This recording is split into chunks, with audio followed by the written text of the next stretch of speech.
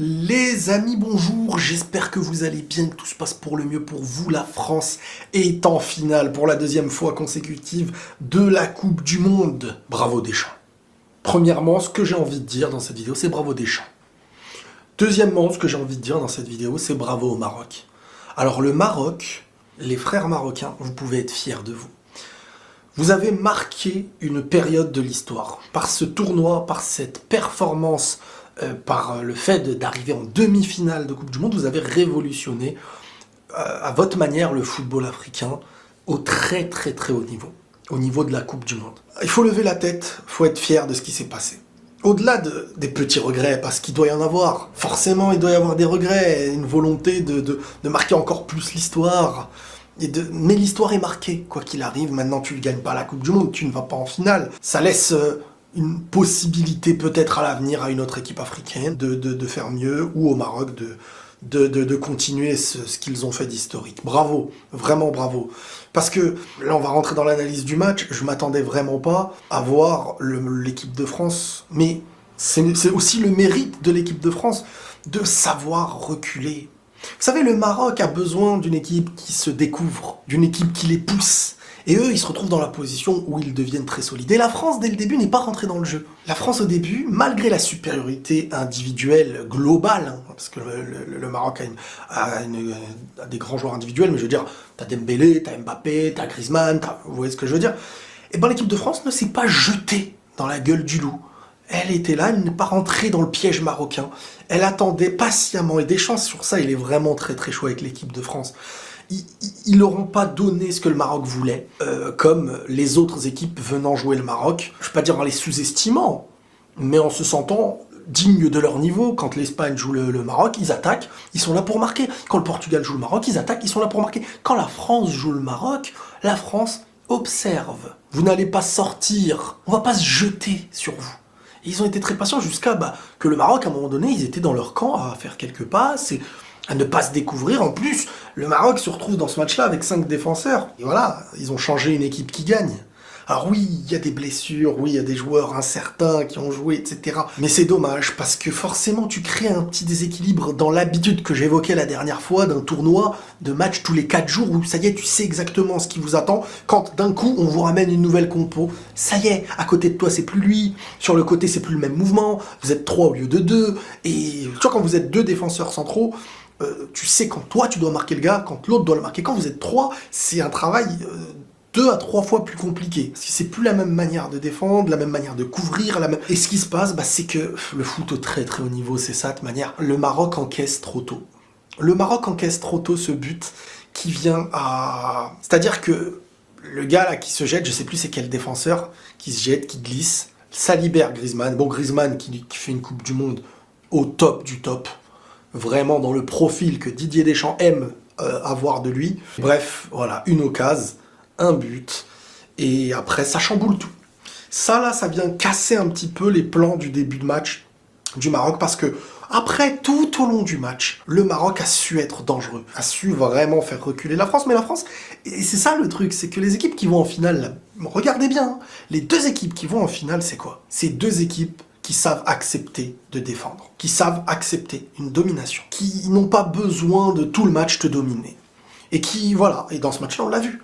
Quand c'était pas la défense, c'était Lloris. Quand c'était pas Lloris, c'était Koundé. Quand c'était pas Koundé, et voilà, jusqu'à ce que l'individualité offensive vienne à faire la différence. Et sur ça, Deschamps, il est excellent. Parce que là où tu te dis c'est bon, l'équipe, on est là pour la faire déjouer, à l'équipe de France, même avec une équipe qui possède moins d'individualité, moins de collectif, elle va te faire déjouer. Le déjouer, normalement, c'est quand la petite fait déjouer la grande. Et bien la France, face à une équipe qui est spécialiste de faire déjouer, on l'a vu dans cette Coupe du Monde, le Maroc a été spécialiste dans ce domaine-là, à battre les plus grands. Et bien la France ne s'est pas positionnée devant eux en plus grand, mais plutôt en plus d'expérience. Et on le voyait après, ça y est, ça gardait un peu le ballon, ça gérait les temps forts, mais à la perfection. À la perfection. C'est pour ça que je dis bravo Deschamps. C'est pour ça que je dis bravo Deschamps. Vous savez les gars, là on est sur une équipe de France qui fait une finale de l'Euro, qui fait 2 finales de Coupe du Monde avec Deschamps. Je veux dire, c'est énorme. C'est énorme, avec des équipes qui ont évolué. Hein. Bon, on l'aura, cette finale. Messi, Mbappé au Qatar, devant tonton Nasser. On l'aura, cette finale. Je la sentais, de manière. On évoquera l'Argentine contre la France dans une prochaine vidéo. On va bien analyser tout ça. Mais pour dire encore une fois, c'est vraiment dommage pour le Maroc d'avoir encaissé aussitôt. Vraiment. Parce qu'ils n'ont pas pu. En fait, ils se sont retrouvés dans un match qui n'était plus du tout dans l'équilibre et l'habitude qu'ils avaient eu dans cette Coupe du Monde. C'était un nouveau match et qui est très très vite a basculé du côté de la France. Le temps qui passait était un temps bénéfique à la France. La France n'a pas pu être frustrée dans son match-là. C'est-à-dire que c'est le Maroc qui a couru derrière un score. C'est pour la première fois de la compétition, le Maroc qui a été mené en plus de ça au score. Mbappé qui fait ses différences. Hein. Alors l'arbitre, oui, j'allais oublier aussi les gars. L'arbitre, je vais vous donner deux trucs. Théo Hernandez sur Boufal. Boufal, il tombe par terre. Et ben il y a péno. Manque d'expérience sur l'action. Parce que enfin, je veux dire, Boufal n'est pas dans une action où il va vers le joueur et c'est au contraire Théo qui va sur lui. Théo a joué très très vite l'expérience. Boufal ne l'a pas joué. Ça n'a pas pu permettre à l'arbitre de douter ou à la VAR de douter. Bon, bah, c'est limite ça. C'est bon, ils acceptent que la faute elle n'est pas chez eux. Bon, là. Ou à un autre moment, quand Tchouaméni, il prend dans la zone, mais ça je vous l'ai dit au début, hein. Quand Paredes obtient le penalty contre les Saoudiens, là, je vous l'ai dit, je vous ai prévenu. J'ai dit des trucs comme ça, il faut les siffler alors à tous les matchs. Mais ça ne va jamais se siffler à tous les matchs. Donc c'est ça qui est perturbant. C'est que, à quel moment on décide que... Parce qu'il y a faute. Quand tu prends un gars... Mais ça, faut pas le siffler, normalement. Tu siffles pas ces choses-là quand il n'y a pas une incidence sur le jeu ou dans le déplacement du joueur qui aurait pu aller vers le ballon et prendre un avantage. Mais c'est pour ça que ça me fait rire quand des fois ça siffle et de l'autre côté, après, ça siffle pas. Donc, l'arbitrage, bon, à un moment donné, il était mort dans le film. L'arbitre, il était KO technique. Il faudrait, dans le foot, instaurer un système de quand un arbitre est dépassé, il lance un truc et il y a un changement d'arbitre. Numéro, il n'y a pas de numéro, l'arbitre, pour arbitre Jean-Jean. Tu vois, et c'est changement d'arbitre, parce qu'il était dépassé. Il était que dans la compensation, en fait, l'arbitre. À un moment donné, il n'a pas sifflé des choses graves, donc derrière, il compense. Ah bah, je vais pas siffler aussi pour l'autre, parce que sinon, ça y est, on va me tomber dessus. Mais j'ai pas sifflé pour l'autre, bon bah si je siffle, donc je laisse. Allez les gars, ça joue. Non mais il m'a tiré au bazooka. Non mais tranquille, ça va en bazooka. Oh, bon marché. Oh. Ah, l'arbitrage, moi, dans cette Coupe du Monde. Alors, je sais pas si c'est l'arbitrage, les consignes ou j'en sais rien, mais l'arbitrage de cette Coupe du Monde. Oh, moi, je suis une petite équipe, j'aurais pété les plombs, je vous dis la vérité. Ah, c'est dur, hein, c'est dur. Bref, la France est qualifiée pour la finale. Incroyable. Lloris, les mecs. Lloris, il s'est mis en mode Coupe du Monde. Hein. Lloris, il s'est mis en mode Coupe du Monde. Hein. Avant cette Coupe du Monde, on a tous douté. Mais vraiment, il y a des joueurs de tournois d'expérience qui, quand c'est avec l'équipe de France, Coupe du Monde, ils reviennent. Griezmann, Lloris, Konaté, quel match Konaté aussi. Je veux dire, c'est dur, hein, t'arrives, toute la compète, t'es pas un titulaire, boum, t'arrives dans une demi, tu le joues. Mais le Maroc, c'est fou, hein. C'est fou, mais de se dire que le Maroc a aussi, même si la France acceptait d'une certaine manière cette domination à reculons, le Maroc, techniquement, a su imposer quand même des choses sur ce match. C'est fou de se dire en demi-finale de Coupe du Monde, qui aurait pensé que le Maroc pourrait faire reculer une équipe comme l'équipe de France, qui certes est dans son élément, elle mène au score, elle accepte le truc plus facilement, mais quand même, il y a des occasions pour le Maroc, il se passe des choses. La France n'a pas joué le Maroc comme une petite équipe. Ça, c'est aussi un grand respect. Dans ce qu'a imposé Deschamps sur ce match-là, ils ont joué le Maroc comme une équipe qu'il faut jouer par l'expérience et vraiment apprendre au sérieux. Je n'ai pas vu un seul moment l'équipe de France sous-estimer le Maroc, comme a pu le faire le Portugal, l'Espagne, etc.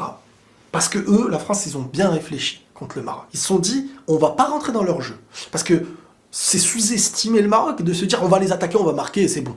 Non, ils ont vu ce que le Maroc a fait, et au final, c'est eux qui sont rentrés dans la tête du Maroc et pas l'inverse. Et à aucun moment dans le match, réellement, on pouvait se dire que la France, au pire, elle est passée à ça d'une égalisation, mais bon, 2-0, et ils ont maîtrisé leur match à l'expérience, voilà.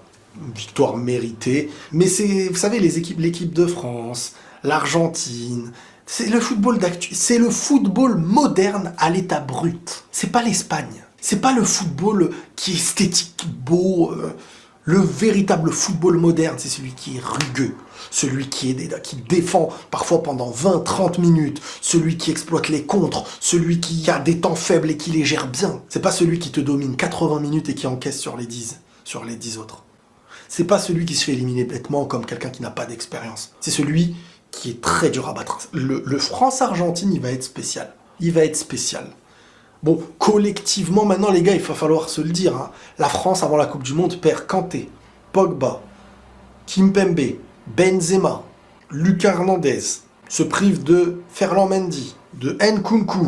C'est une équipe presque B. Quand on vous dit qu'il y a du vivier dans cette équipe de France, elle est en finale de la Coupe du Monde. Alors peut-être qu'avec l'équipe titulaire de base, peut-être qu'elle ne va pas en finale, mais on ne peut pas savoir. Peut-être que si la France perd la finale et il manquera une individualité, on va dire à Benzema, Nkunku, machin. Mais en tout cas, l'équilibre est là. On retrouve les sensations de 2018. Savoir être dominé, savoir être efficace, ça tourne toujours dans ton sens. Bravo aussi à l'équipe de France, bravo à Didier Deschamps. La finale nous attend, et prochainement une vidéo pour ma petite analyse de la finale. Prenez tous soin de vous les amis, et la paix sur vous.